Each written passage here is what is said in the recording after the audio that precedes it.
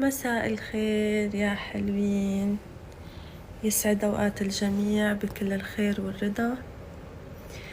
بعرف اشتقتولي وأنا اشتقت لكم كتير وطولت عليكم الغيبة هالمرة، بس لي 5 أيام عندي أحلى دور برد.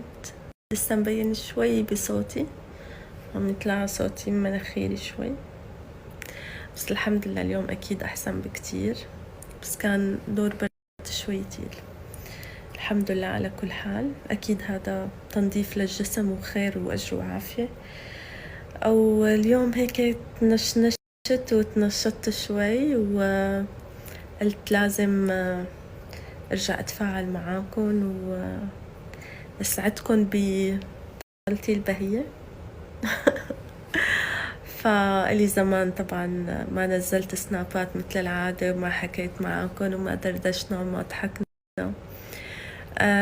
إن شاء الله هلأ بس استرجع قوتي واستجمع طاقتي من أول وجديد. أكيد رح نزلكم أشياء حلوة يعني على قد طبعا ما فيني، على قد ما رح أقدر رح شارككم بيومياتي. ونحن هلأ باقي يومين بس على شهر رمضان المبارك، الله يجعله شهر بركة وسلام ونور لإلنا جميعا، وخاصة لأهلنا بفلسطين، أهلنا بغزة، الله يحميهم يا رب، ويجي رمضان عليهم ويحملهم السلام والخير والبركة يا رب، ويمسح على قلوبهم بالخير وبالرضا وبالرحمة. وبالنسبة لمسلسلي، مسلسل بدون مقابل اللي كان مفروض ينعرض بشهر رمضان المبارك تم تأجيله لبعد شهر رمضان. أكيد سياسة شركات، تم الاتفاق على العرض بإحدى القنوات. أكيد ممكن لاقوا سعر أحسن، ممكن لحتى ينشاف أكتر بما أنه رمضان بيكون عجقة وزحمة. بالنهاية كل تأخيرة أكيد وفيها خيرة، وأكيد أكيد أكيد لخير.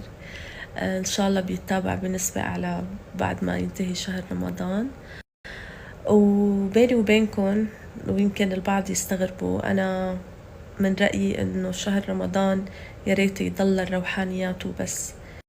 يا ريت ننام ونصحى ونلاقي فجأة فكرة عرض كل الأعمال التلفزيونية خلال 30 يوم بشهر رمضان تحديدا، نلاقي الفكرة التغت تماما ونتفرغ للروحانيات. هو هذا الشهر بكل السنة من 12 شهر هو شهر واحد، ممكن هذا الشهر يلي كانت الدنيا آخدته يعيد حساباته بينه وبين حاله، يعمل تنظيف لقلبه لأفكاره لمشاعره خلال هذا الشهر. ليش لا أتشتت أنا بين المسلسلات، أو يكون في عندي خلونا نقول هي مشتتات، يكون عندي مشتتات أخرى بعيدة عن الروحانيات، إنه أدخل لداخلي وغوص بأعماقي وشوف شو لازم غير، شو لازم عدل، كيف بدي يكون أقرب لربي أكتر، أقرب لأهلي أكتر، أقرب للناس اللي بحبهم أكتر، كيف بدي يكون خير بحق حالي، كيف بدي يكون خير بحق الآخرين، كيف ممكن أعمل كون عادات صحية قديه بقدر أنا بشهر واحد ب30 يوم غير حياة نفسي أنا، دخل عادات صحية جديدة على حياتي، ممكن تتحول لعادات يعني وأسلوب حياة خلال هال30 يوم. فأنا بصراحة بحس فكرة المسلسلات برمضان فكرة تشتيتية، مع أنه أنا يعني بنت هالمهنة، بس طبعا القرار مو بإيدي، مو أنا اللي بقرر كممثلة إنه المسلسلات تنعرض بشهر رمضان المبارك أو خارج شهر رمضان. في قنوات وفي شركات إنتاج اللي بيحددوا. بس بتمنى يا ريت الأعمال يلي بنشتغلها على مدار السنة تتوسع على مدار السنة، ويضل شهر رمضان للروحانيات.